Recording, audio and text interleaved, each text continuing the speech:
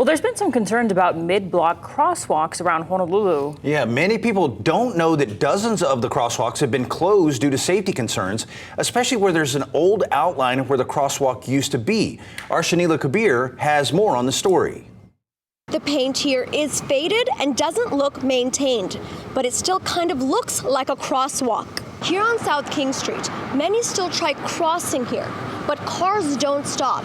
So there is confusion on both sides. Is this a crosswalk or not? The answer is no. There is a no crossing sign posted, but it is more confusing than it is helpful. I do utilize crosswalks when I'm crossing the street, just for safety reasons. Does that look safe to you? Oh, not at all. Not at all. It really doesn't look like much.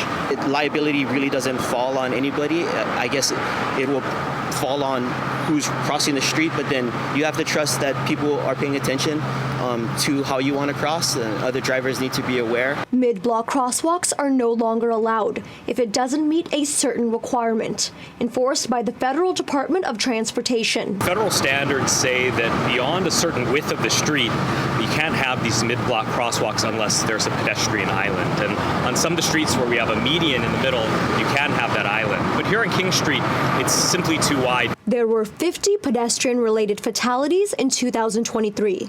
We want to make sure that people are crossing safely.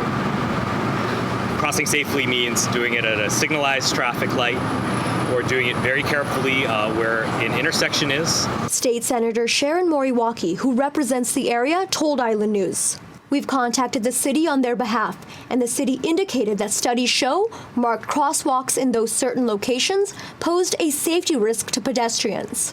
In light of the crosswalk by Straub being blacked out, the Department of Transportation Services indicated they will be marking a crosswalk nearby at the intersection of South King Street and Keala Mackay Street. Shanila Kabir, Island News.